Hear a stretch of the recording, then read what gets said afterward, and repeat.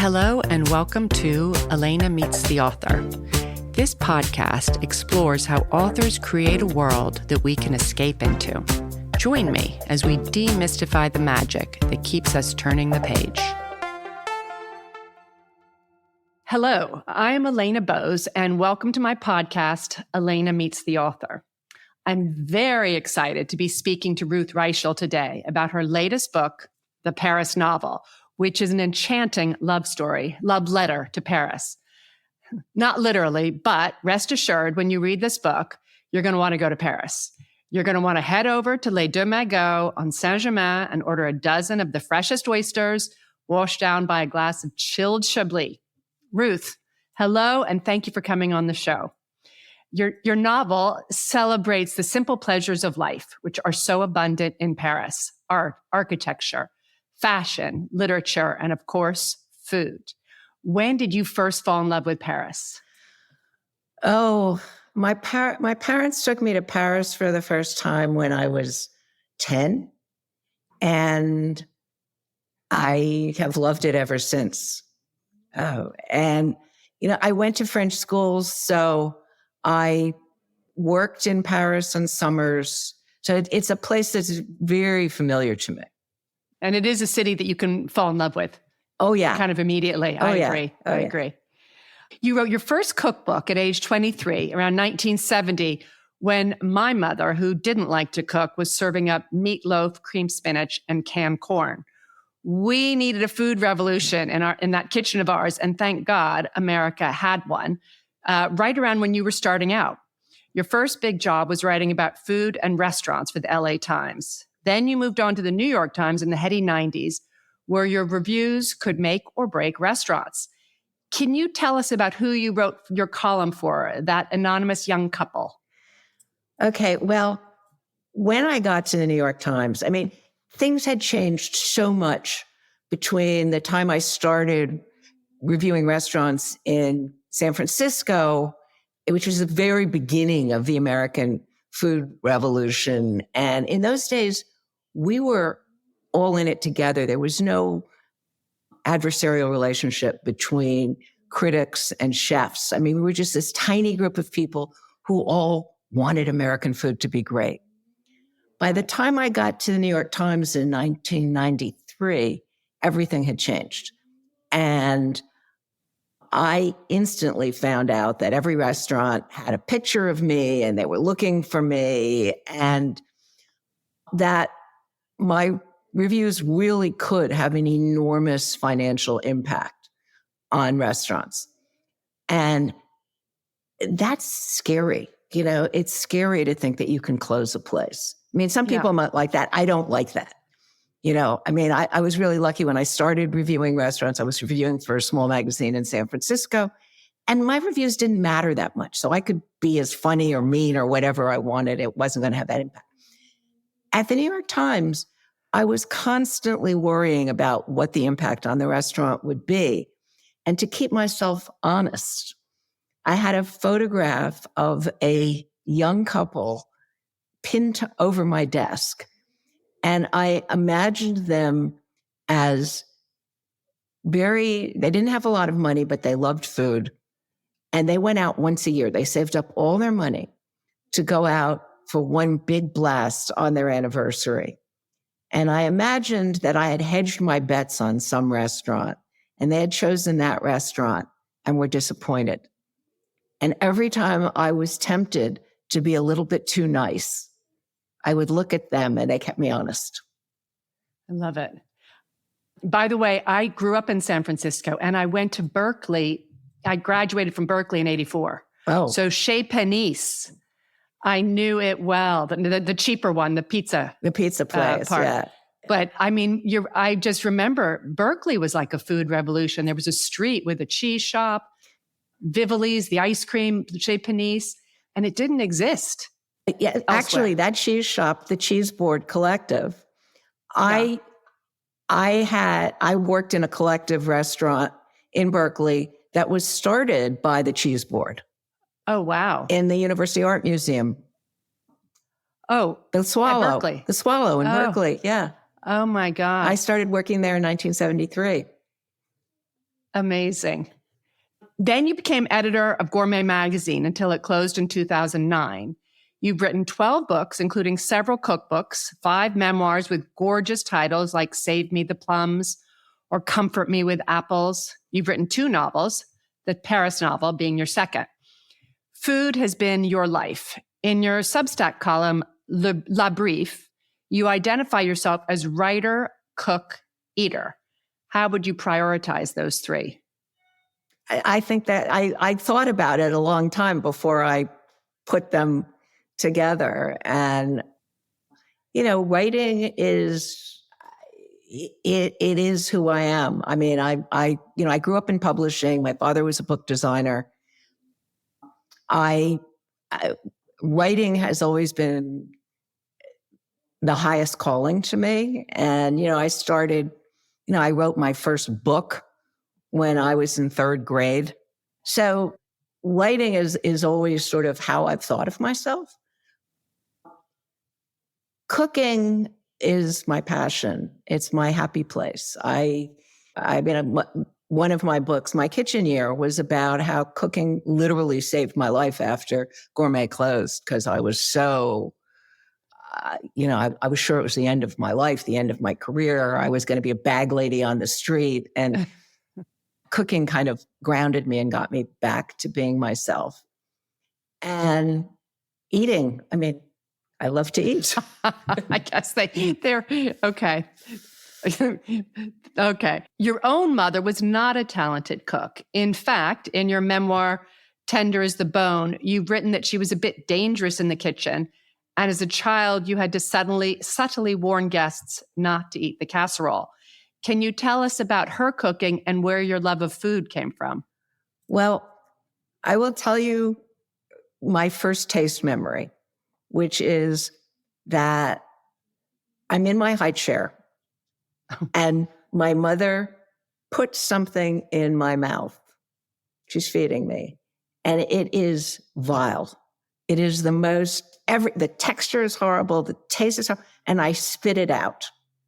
And my mother takes a bite, and this puzzled look comes over her face, and she says, "What's wrong with you? This is delicious." I knew in that moment that my mother and I did not taste the same things, and that she was dangerous. And from that moment, I took a tiny first bite of everything I ate and tasted it to see if it was going to kill me. And in fact, the first story in Tender at the Bone, it's called The Queen of Mold, and it's about my mother.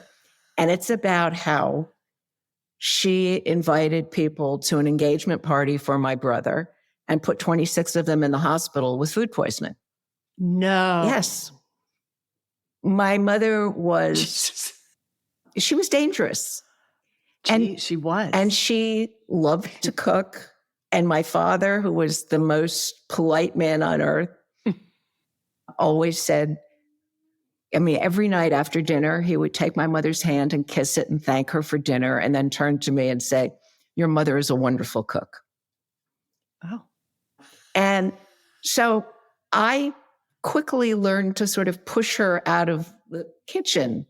And the jacket of Tender at the Bone is actually a photograph of me cooking at 7. And you can tell that, this is not a game to me. I'm serious. I am cooking. So that's survival. But also, the thing about being a child cook is that everybody thinks it's adorable. And they tell you that no matter what you make, they tell you how great it is. And so you very quickly love to cook because you get all this praise. And then you become a good cook because you're getting an awful lot of practice. That is a great story. It slightly reminds me of me. I don't put anybody in the hospital, but I'm not a good cook. And my daughter, my youngest, when the older two went off to college and boarding school, and it was just us, she learned to cook. And she's a great cook. So yeah, and you're right. You do get a lot of praise because I was so appreciative too. Oh yeah. Here's this child cooking for me. Right. Yes. And my mother was thrilled that I was willing to take over the cooking. Exactly. Okay. So now to the book.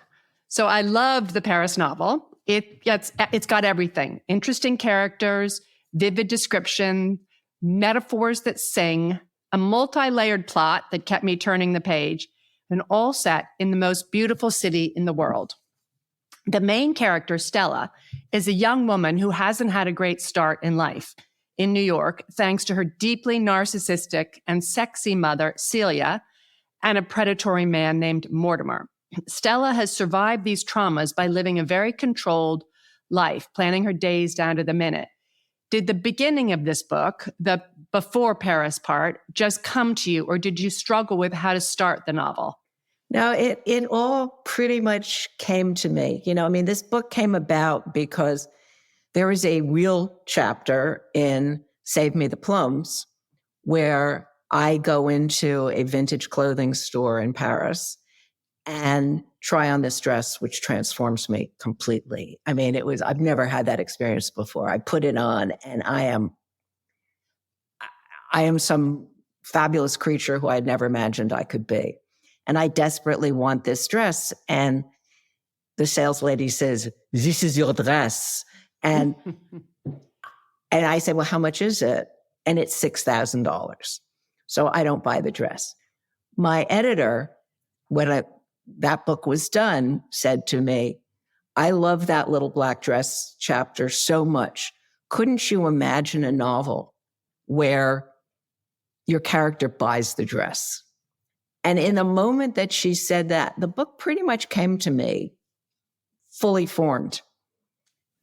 It just, wow. I knew that the character had to have been, she really needed to break out of her shell. So she had to have a reason for a shell. She had to have had some real trauma in her childhood to make her so timid and so afraid of life. Right. And then, to have this dress introduce her to pleasure, which she has never allowed herself ever before. But when Susan said that to me, the book, I knew that I could put all of the things I love best, that I could put food and literature, and I have a master's in history of art, and I've always been fascinated with the mystery of Manet's Olympia. So I knew all of this was going to, it just literally, Susan gave me a great gift. Yeah. Yeah. You had so many, when I was reading about the background, you had so many things in you that you were interested in that you've worked into the plot. Yeah. And it's just like, it really was a book. I am a writer, but I loathe writing, as many writers do. I love having written, but I will do anything to avoid sitting down and writing. And the only thing I have ever enjoyed writing was this book. I loved every I would literally pick up my computer and go off to my studio and say to my family, "I'm going to Paris." And everything about this book has been pure pleasure. And it's the only book I have ever written. Literally every day I get a note from someone that thanks me for the book. People write me and say, "I needed that. I really needed to go away for a while." And yeah, you're on a trip with this book. Like, even if you don't go to Paris, you've gone to Paris very much. So then how are you going to replicate that feeling in the future? Because you want to be able to enjoy writing. I wrote it for longer than I really needed to because I didn't want to give them up. And when I finally turned it in, I had this aha moment where I thought, I really want to know what happens to them next. So I'm writing a sequel. Fantastic. And where will that be set? I am not going to tell you, but it's not Paris. I have a feeling that poor Jules might be too old to be in the sequel, but who knows? He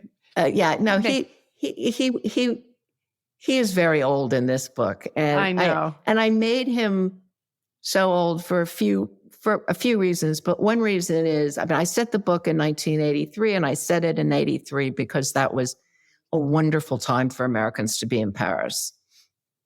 And it was also, today when you travel, you take your phone with you and you're never really away.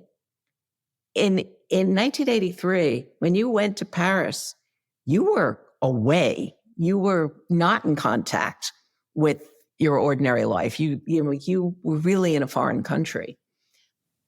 But I really wanted to have access to the Paris of the 20s, which was, the Paris of Fitzgerald and Hemingway and, Gertrude Stein. And so Jules brings all of that into it. I mean, he's a character who knew Picasso. He knew everyone in Cocteau. Yes. And he knew them all. And so he's we're in a Paris of the past, but he's remembering an even farther past. And he gives all of that to Stella. That's very clever. I hadn't thought of that, of course, because he was in his 80s. So he lived during that pivotal time in Paris. Yeah. Before the war, after the war. Yeah, between the years between the war and the war itself, which actually plays a part in the book. Right. Funnily enough, I lived in Paris in 83. During Berkeley, I did a year abroad, 6 months. And it was so different. I didn't, you called home so rarely. Yeah, it was expensive. It was expensive. It was, I had lots of cafe cremes. And there weren't so many tourists as now. No, I mean, travel has changed enormously since then. I mean, the price of travel has come down dramatically. Yep. And, we now have a generation of kids who grow up traveling. Totally. And it has changed in that, I can't remember what map I used for Paris. Oh, maybe there was a big one. There was one, but you don't use maps anymore. No, of course not. And you never get lost anymore. And there's something wonderful about traveling and getting lost and and nobody gets lost anymore. No, it's true. My husband tells me I need to get lost because I'm so on my Google Maps. But anyway, I read that your mother once said, "Food, all you do is write about food." Was she proud of you? And are there any parallels between your mother and Stella's mother, Celia?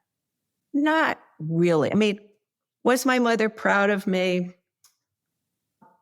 She was proud that I was writing, but she wasn't proud that I was writing about food. I mean, she had utter disdain for, being a restaurant critic. She said, all you're doing is telling rich people where to eat. I mean, when are you going to do something, something worthwhile with your life? And I genuinely believe that food is important and that our food choices really matter and they have a huge impact on the environment and our health and our well-being and our communities, and that food is consequential. My mother did not share that at all. And she did not live I would not have written Tender at the Bone if she had still been alive. I would not have outed her in that way. And the difference between Celia and my mother is my mother was mentally ill. I mean, she was a classic bipolar person, which is where so much of that food stuff came from. But she was a person with a good heart. And Celia is the most selfish person who ever walked the earth. I mean, she is a real egomaniac, and that's not my mother. Were you modeling it after anybody you knew, or you just created her? I pretty much just created her. I mean, she just came to me, and I mean, she's a fascinating character to me. She's totally self-invented. She decided that, she didn't want to be the person she was born. She was born into a huge working class Italian family, and that's not what she wanted. And so she walks out of her Brooklyn apartment when she's 15 and completely recreates herself. And a lot of this book is about powerless women finding their own power. I mean, I wasn't aware that I was doing it, but it's nice.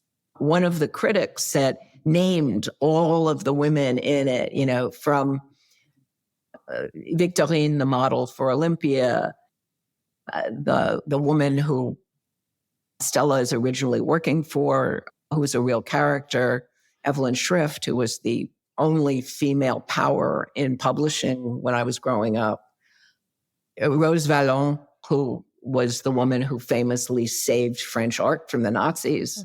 She was from nothing. I mean, she was her father was a blacksmith, and she gets these advanced degrees in a time when women weren't educated. I mean, so and Celia is also someone who doesn't like being powerless and finds her own power. I love it. And so it was subconscious. Totally subconscious. I was not aware that I was doing that. Wow. Yeah, that is a very strong theme. Very strong. And I guess Stella too. And Stella too, but most of these women did it totally on their own. Stella has help. I mean, when she's never had friends, but when she finally allows herself to have friends, when she meets Jules, and she allows people to help her. So her story is happier in that, she's not so alone. All these other women are very alone. Yeah. One of the things that this is reminding me, what I loved about the book, is the way it's a novel, but you have so many historical facts in there.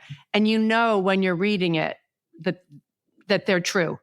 You're aware that you're bringing in history. It was so fun for me to be able to put, James Baldwin and George Whitman, who started Shakespeare and Company, and Richard Olney. I mean, all these characters I really admire and who were in Paris, John Ashbery. I mean, it was really fun for me to, weave them through the book. Yeah. And all those other characters, and Manet's Olympia, who you studied in college. I loved it. So you set the novel in 1983. I guess I've already covered that, why you chose that year.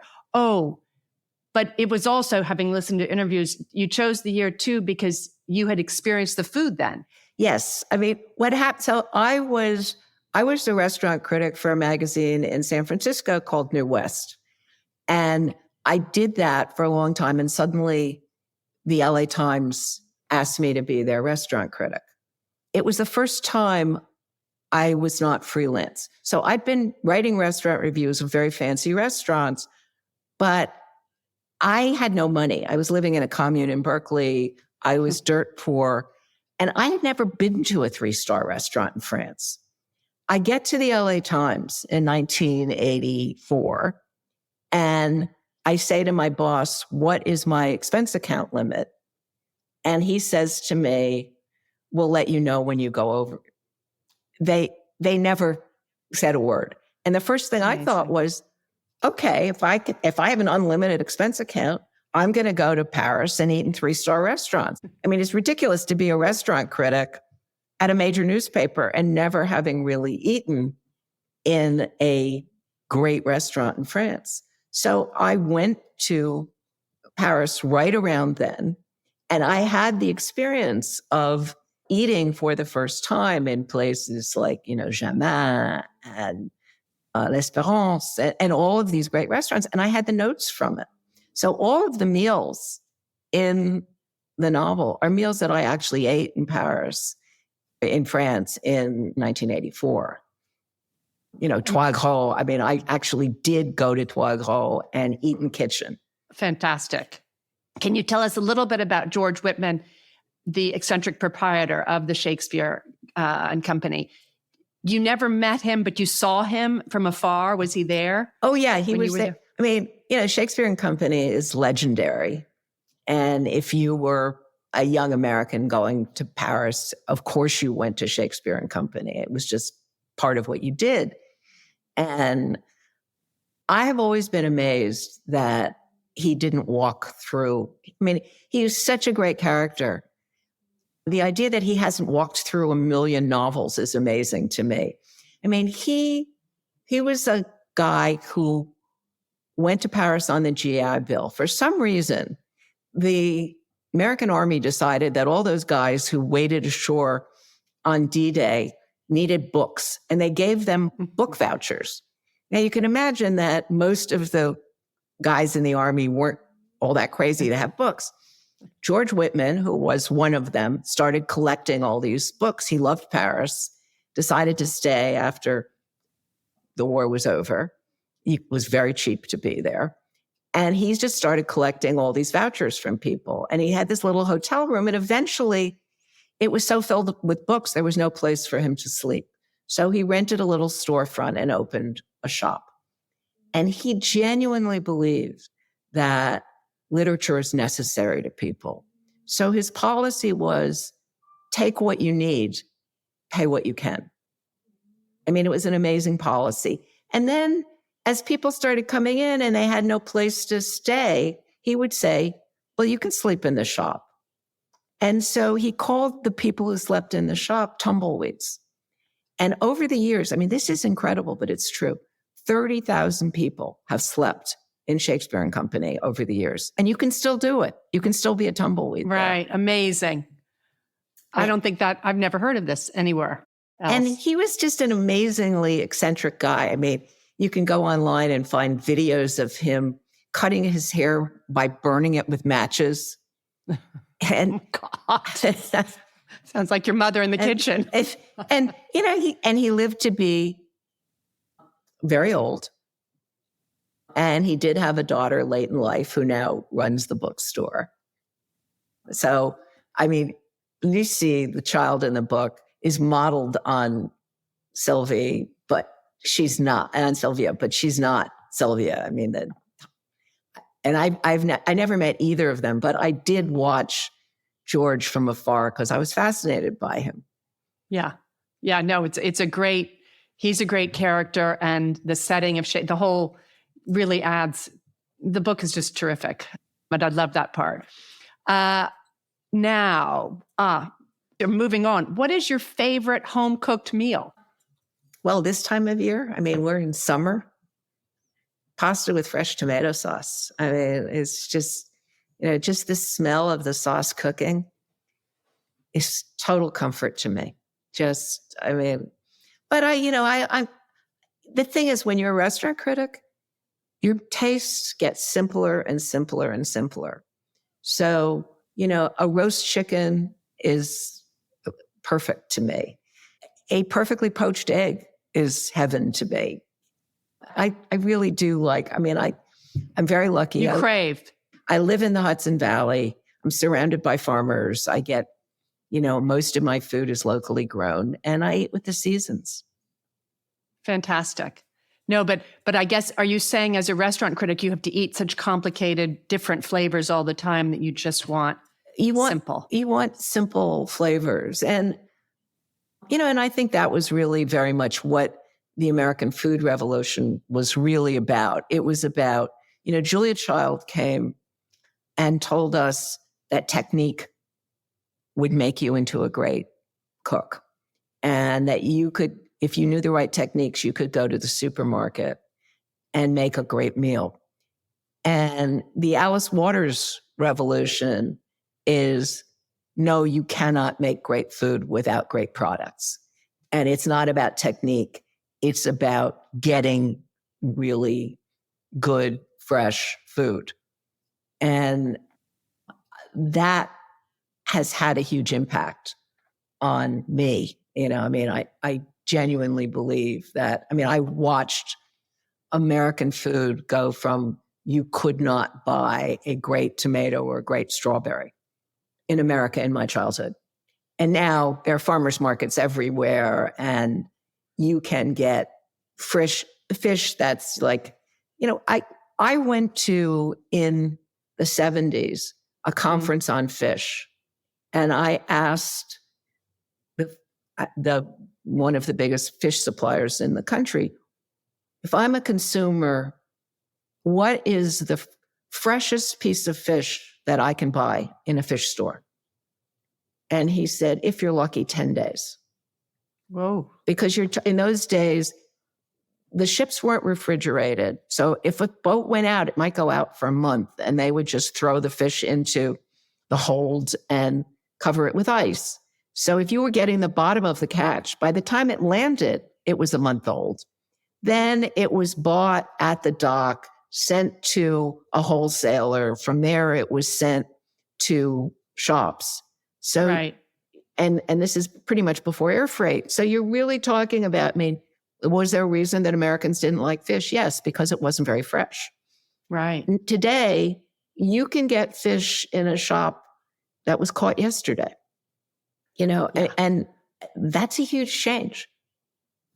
Thank God. Yes, exactly. Much, much better. Yes. Yeah. No wonder I ate so much tuna fish as a kid. Exactly. Where are you excited to travel to next and to taste the food? I have never been to South Korea. I'm dying to go to South Korea. And I haven't been to China in a long time. I'm dying to go back to China. And I'm desperate to go to Taiwan, which I have never been to. And, the food in Taiwan is very different than the food in mainland China for two reasons. And one is that during the Chinese Revolution, all the real cooking stopped. There were no more chef schools. There were no more chefs. I mean, the chefs were all sent out to do other things. So you have this 30-year gap in this, the great tradition of Chinese cooking comes to an abrupt halt in mainland China. In Taiwan, Chiang Kai-shek took chefs when he left China and went to Taiwan. And Taiwan was greatly influenced by Japan because they were occupied by the Japanese for a long time. So the food in Taiwan developed and also had this Japanese influence on it. So the food there is supposed to be just fabulous. Wow, had no idea. Fascinating. When did Chiang Kai-shek, was that in the late 40s? In 1947. Yeah, okay. He went and established a republic that was Mao and Chiang Kai-shek were, enemies. And right.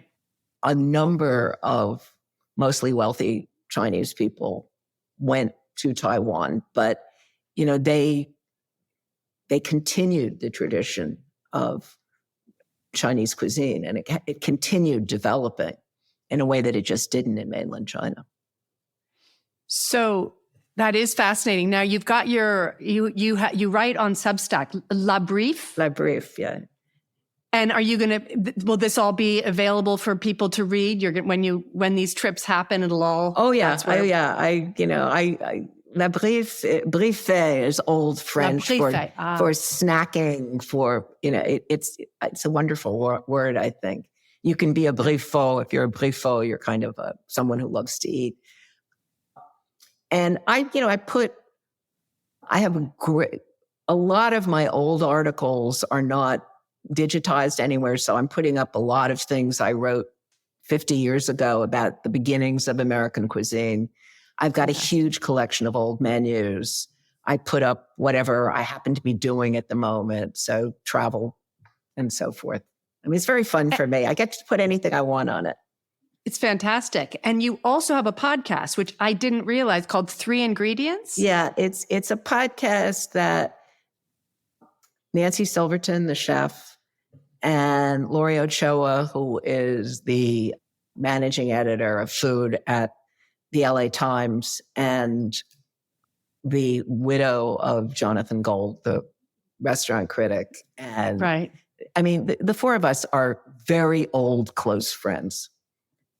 We've known each other for, 40 or 50 years, a really long time.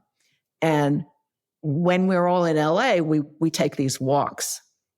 And my son said to me one day, I think a lot of people would like to just come along and listen while you're on a walk. And so this is just the three of us talking. Nancy right now is she goes to Italy for the summer, and I'm here in the Hudson Valley, and Lori's in LA, and we just get together and talk. We don't plan what we're going to talk about. And those are the 3 ingredients, the three of you. Yeah. Oh, I love it. Okay. And that's available also on La Plife? It's not on La Plife, it's on Substack. Oh, I mean, that's what I mean. Oh, Yeah. it's on Substack, but not part of. It's not part of La Plife. No, it's a separate entity. Well, I mean, I'm pretty much done, but I did remember I forgot to ask you this question just when I was listening to your great talk with Julia Louis-Dreyfus on Wiser Than Me. Yeah. And it was something about when you're afraid of something, you have to just do it. Absolutely. I mean, I think that when something really scares you, you should do it. I mean, I think the secret to remaining young is to do things that you don't know how to do. And every really significant thing that has changed my life was something that terrified me and that I lost sleep over and didn't want to do, and have always been glad that I did it. Fantastic. I mean, look at you. You've written so many books, so many different types of books. Your career has been, must have been very scary with all these big jobs you had. Yeah. Yeah. The biggest example, I think, of, there are dozens of them, but my most famous review was the review I wrote of Le Cirque. And I was sure I was going to lose my job over that one. At Gourmet, when we ran the David Foster Wallace piece, Consider the Lobster, I knew I was going to get fired for that. And it turned out to be the best thing we ever did at Gourmet. And it gave us permission to, what I learned from running that piece, which I was sure that we had 1 million subscribers. I thought half of them were going to cancel their subscriptions because it's a bioethics piece about what lobsters feel when they go into the pot. And it ultimately it brings into question the whole idea of what is the morality of eating living creatures. And I thought, and he actually says in the essay, I very much doubt that the readers of Gourmet want to read this in their culinary magazine. And I read that. I thought, yeah, damn right they don't. And what I learned is 2 people canceled their subscriptions. Hundreds and hundreds wrote in and said, thank you so much for giving us this thoughtful piece.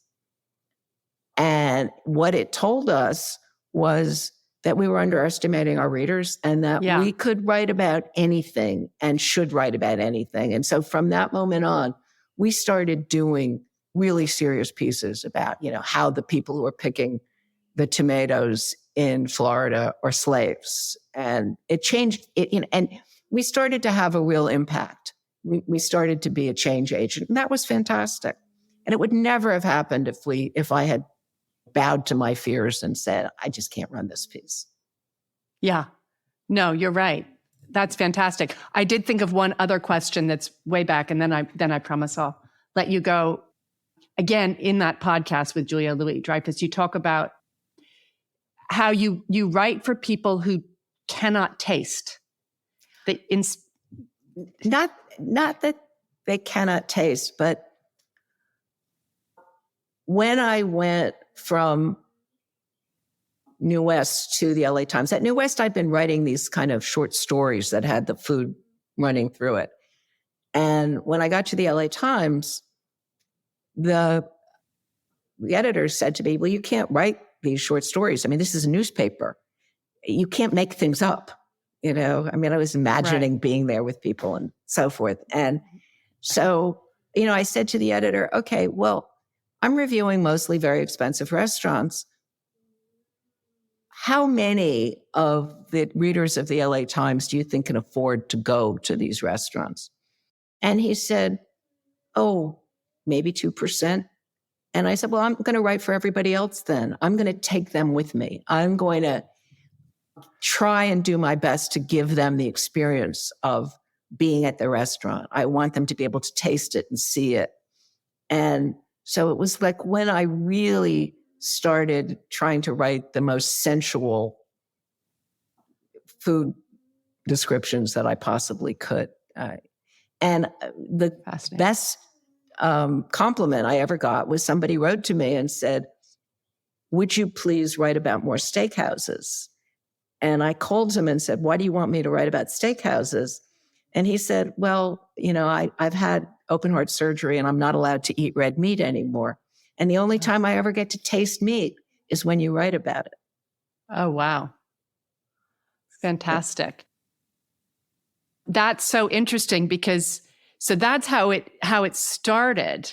Because in your book, when Stella tastes her first oyster and she says it's like diving into the ocean, so you continued it. Yes. Throughout. That's just how you wrote. So what advice would you give a wannabe food writer? Well, I was so lucky with my career because I was about 2 seconds ahead of the zeitgeist.